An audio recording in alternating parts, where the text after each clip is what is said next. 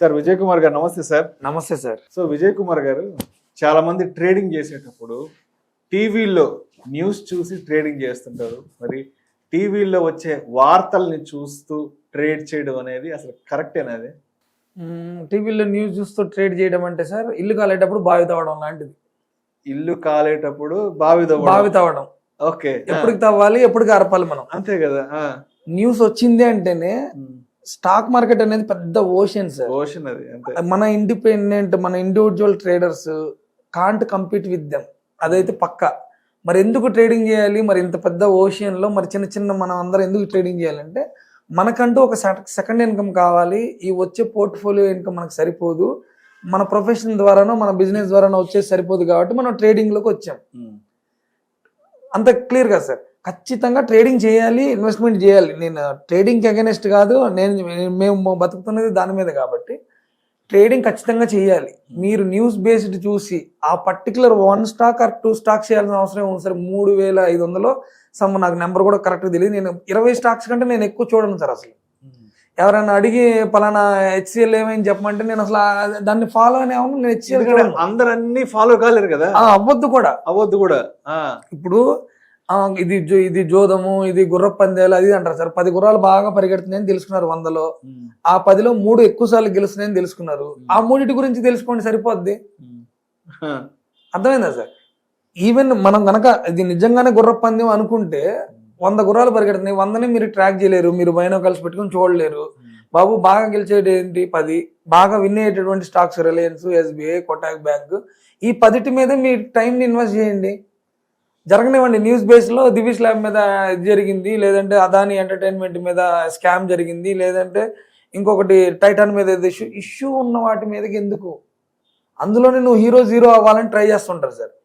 మార్కెట్లో hero zero strategies అని కొన్ని ఉంటాయి సార్. రేపు మార్నింగ్ రిజల్ట్స్ రాబోతుంది, అది హీరో జీరో అవ్వాలని. మార్కెట్ ఎప్పుడు మనల్ని జీరోనే చేస్తుంది. You will never make hero in front of markets. అందుకని మీకు నచ్చినటువంటి 10 స్టాక్స్ని పట్టుకోండి. ఆ 10 స్టాక్స్ మీద ఒక 4-5 స్ట్రాటజీలు ఎవరి దగ్గర మా లాంటి ఇన్స్టిట్యూషన్స్ నుంచి నేర్చుకొని వాటి మీద అప్లై చేయండి తప్ప టీవీ చూస్తూ ట్రేడింగ్ మాత్రం చేయకండి. అసలు టీవీ పెట్టొద్దు అసలు. ముందు టీవీ ముందుండి ట్రేడింగ్ చేయొద్దు, న్యూస్ పేపర్లో చదివి ట్రేడింగ్ చేయొద్దు, న్యూస్ బేస్డ్ ట్రేడింగ్ చేయకండి, ఎక్స్పైరీ రోజు హీరో జీరో ట్రేడ్లు చేయకండి. ఆప్షన్ ట్రేడింగ్ ఎవరన్నా మాలాంటి వాళ్ళ వ్యక్తుల కమ్యూనిటీలో ఉండి మాత్రమే ఆప్షన్ ట్రేడింగ్ చేయండి, డబ్బుల్ని కాపాడుకోండి. సో ఇప్పుడు ట్రేడింగ్ చేయడానికి ఒక డేలో ద బెస్ట్ టైం అంటే ఏం చెప్తారు? బెస్ట్ టైం ఫ్రేమ్స్ ఒక 4 నుంచి 5 వరకు దొరుకుతాయి సార్ మనకి. ఇప్పుడు సపోజ్ బాహుబలి సినిమా ఉందనుకోండి సార్. బాహుబలి సినిమాని మళ్ళీ మీరు 2వ సారో 3వ సారో చూడాలంటే ఏం చేస్తారు? కామెడీ స్కిప్ చేసి ఆ ఫైట్ సీన్ ఇంకోటి ఎలాగైతే మనం బెస్ట్ సీన్స్ ఎలా అయితే పట్టుకుంటామో మీరు అన్నట్టు బెస్ట్ టైమింగ్ ఉంది సార్. 9:15కి మార్కెట్ ఓపెన్ అయితే ఒక ఫస్ట్ 5 to 8 minutes 10 minutes అసలు బాగా హైలీ ఫ్లక్చువేషన్ ఉంటుంది సార్. అది మన లాంటి ఇండివిజువల్ ట్రేడర్స్ కి కాదు. ఒక 15 నిమిషాలు దాన్ని వదిలేసిన తర్వాత మీరు ఇందాక మాటలు అన్నారు, ఏది ఓపెన్ రేంజ్ బ్రేక్అవుట్, ORB అంటారు దాన్ని. Open range breakout. ఈ 15 నిమిషాల క్యాండిల్ పైకి వెళ్తేనేమో నేను బై సైడ్కి వెళ్తా, ఈ 15 నిమిషాల క్యాండిల్ కిందకు వస్తేనేమో నేను సెల్ సైడ్కి వస్తా. ఈ 15 నిమిషాలు ఓపిక్గా లేక క్యాపిటల్ పోగొట్టుకునే వాళ్ళు బోల్డ్ మంది ఉంటారు. ఫస్ట్ 15 minutes క్యాపిటల్ పోగొట్టుకునే వాళ్ళని అడగండి, ఫస్ట్ 15 minutesలో పోయిన వాళ్ళు ఉంటారు. ఈ ఓపెనింగ్ రేంజ్ బ్రేక్అవుట్ అనేది 15 నిమిషాలు ఓపిక పట్టు. మార్కెట్లో కొట్టుకునే వాళ్ళని కొట్టుకోనివ్వు, మార్కెట్ని సెటిల్ అవుతుంది. నా డైరెక్షన్ ఇదని మీకు ఒక ఇండికేషన్ ఇస్తుంది. ఆ పేషెన్స్ మీరు పెట్టుకోండి. Patience is equal to profits అని మనకి స్టాక్ మార్కెట్లో చెప్తారు sir. Patience is equal to profits. అదేవిధంగా 9:30 నుంచి మీరు ట్రేడింగ్ చేసుకోవచ్చు సార్, బెస్ట్ టైం. తర్వాత మళ్ళీ 1 to 2:30, తర్వాత మళ్ళీ 3 నుంచి 3:15, ఇలా ఒక 2-3 టైం ఫ్రేమ్స్లో మాత్రమే మీరు ట్రేడింగ్ చేయడానికి డిసైడ్ అవ్వండి. మీకు డబ్బులు పోయే ఛాన్సెస్ చాలా తగ్గిపోతాయి. అదేవిధంగా gap up, gap down trading అంటే ఏంటి? గ్యాప్ అప్ మీన్స్ మనం ముందు రోజు ట్రేడింగ్లో ఉన్నాం సార్. మనం ముందు రోజు ట్రేడింగ్లో 3 o'clock నాకు తెలిసి మేము ఒక 2:30 నుంచి ట్రాక్ చేస్తూ ఉంటాం. ఇది ఏ స్టాక్లో ఎక్కువ వాల్యూమ్ ఇన్ఫ్యూజ్ అవుతుంది, వాల్యూమ్ షాకర్స్ ఏమన్నా, వాల్యూమ్ షాకర్ అంటే అమ్మ ఎంత వాల్యూమ్ వచ్చింది ఏంటి అనేది, ఏదన్నా వాల్యూమ్తో క్లోజ్ అవుతుందా, లేదంటే ఈ డే హైని బ్రేక్ చేసి ఏమన్నా స్టాక్స్ క్లోజ్ అవుతున్నాయని మనం ట్రాక్ చేస్తూ ఉంటాం సార్. ఎందుకు ట్రాక్ చేస్తామంటే ఈ డేలో ఇది ప్రాఫిట్లో ఉంటే రేపు మార్నింగ్ కూడా ప్రాఫిట్లోనే ఓపెన్ అవుతుంది, 90% ఓపెన్ అవుతుంది అనే ఒక హోప్తో మనం దాన్ని ఇది చేస్తూ ఉంటాం.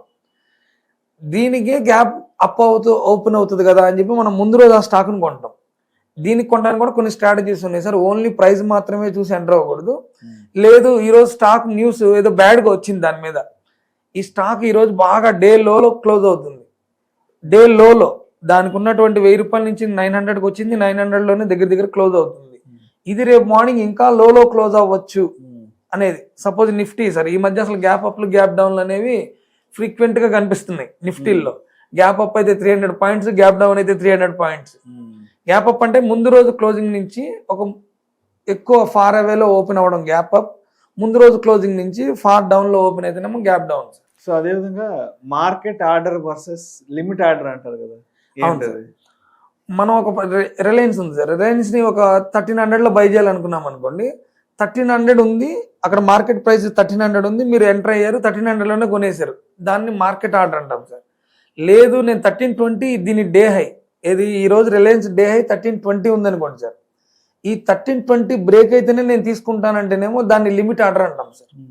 ఉన్నది ఉన్నట్టుగా ప్రైస్ లో కొనటమేమో మార్కెట్ ఆర్డర్, లేదు నేను some particular point of price వచ్చిన తర్వాత కొంటా అంటేనేమో limit order sir. So Vijay Kumar గారు, ఇప్పుడు ట్రేడింగ్ గురించి మాట్లాడుకున్నప్పుడు తప్పనిసరిగా రిస్క్ మేనేజ్మెంట్ గురించి కూడా మాట్లాడుకోవాలి కాబట్టి మన క్యాపిటల్ని అసలు ఎలా ప్రొటెక్ట్ చేసుకోవాలి? అసలు క్యాపిటల్ని ప్రొటెక్ట్ చేసుకోవడం మాత్రమే మనం చేయాల్సిన పని సార్. మార్కెట్లో మనం బై చేసినప్పుడు ఆ ఇండివిజువల్ స్టాక్ మూవ్ అవుతుందా మూవ్ అవ్వదా అనేది మన చేతుల్లో లేదు సార్. మనం బ్యాక్ టెస్ట్ చేసుకున్నటువంటి ఏదైనా ఒక స్ట్రాటజీ ప్రకారం మీరు ఎంటర్ అయ్యారు, ఖచ్చితంగా stop loss is the god for trading. మీరు ఒకటి రాసి పెట్టేసుకోవాలి అక్కడ, స్టాప్ లాస్ అనేది మాత్రమే మనల్ని రక్షిస్తుంది. దానిలో ప్రాబబిలిటీ గేమ్ అనేది మీరు అర్థం చేసుకొని రండి. ప్రాబబిలిటీ గేమ్ అంటే నెంబర్ ఆఫ్ ట్రేడ్స్ కనుక నేను చేయగలిగితే నా విన్నింగ్ పర్సంటేజ్ పెరుగుతుంది. అంటే మీ దగ్గర ఉన్నటువంటి క్యాపిటల్ని మీకు నచ్చినటువంటి ఒకటే ట్రేడ్లో డిప్లాయ్ చేయకండి, 4 ట్రేడ్లకు పెట్టుకోండి. మీ దగ్గర 50,000 ఉంది, 4 ట్రేడ్లలో 4 ఐడియాస్ మీన్స్ ఐదర్ ఎవరన్నా సలహాలు, మాలాంటి వాళ్ళ సలహాలు కానీ, లేదా మీ ఓన్గా రీసెర్చ్ చేసి బ్యాక్ టెస్ట్ చేసినటువంటి స్ట్రాటజీ కానీ, లేదా ఆ రోజు ఉన్నటువంటి ప్రైజ్ యాక్షన్ను ఇంకోటి మీరు నమ్ముకొని దిగినటువంటి, పేషెన్స్గా వెయిట్ చేసిన తర్వాత మాత్రమే మీ క్యాపిటల్లో 25 to 30% పెడతారు మీకు నచ్చినటువంటి ఒక ట్రేడ్లో. దీనిలో సమ్ పాయింట్లో స్టాప్ లాస్ వస్తే మీరు ఎగ్జిట్ అవ్వాలి.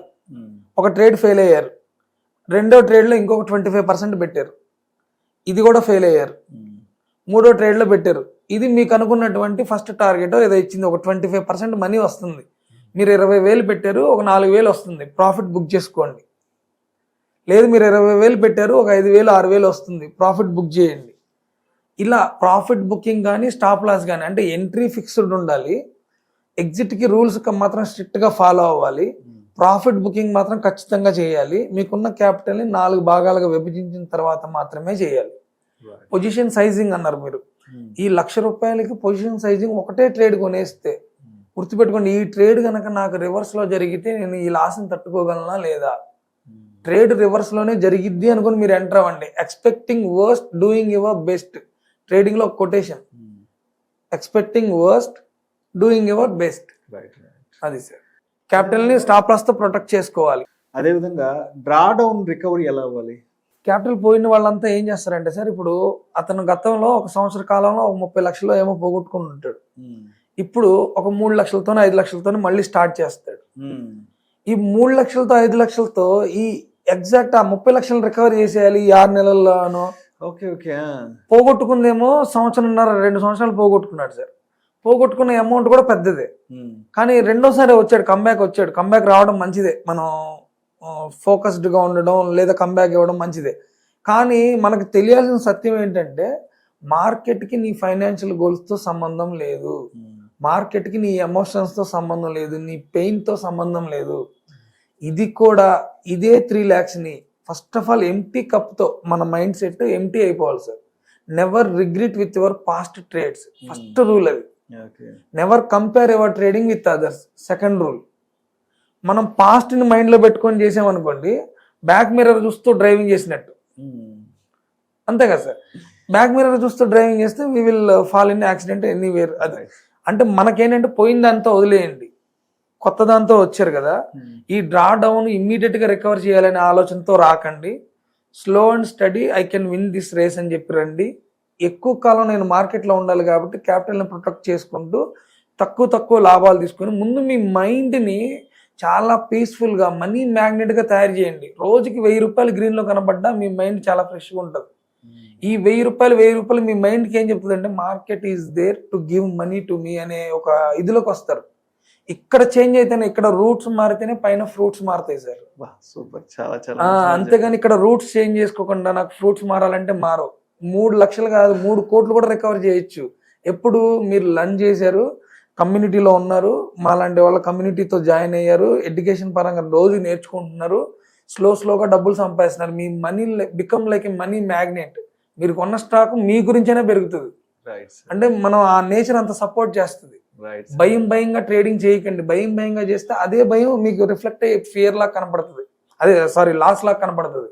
ధైర్యంగా రండి, తక్కువ క్వాంటిటీతో చేయండి, ఎక్కువ రోజులు మార్కెట్లో ఉండండి, తక్కువ ప్రాఫిట్లు తక్కువ లాసులతో బయటకు రండి. హ్యాపీగా ఈవినింగ్కి మీ మైండ్ ఇంకా కొత్త ఐడియాస్ని ఇస్తుంది. ఎక్కువ పొజిషన్ కొనేసి స్టాప్ లాస్ లేకుండా ఉండి నైట్ నిద్ర లేకుండా టెన్షన్ పడుతూ రేపొద్దున్న ఏమైతే ఈ టెన్షన్లన్నీ వదిలేస్తే సగం market will give you money. అవన్నీ మేము చేసాం సార్.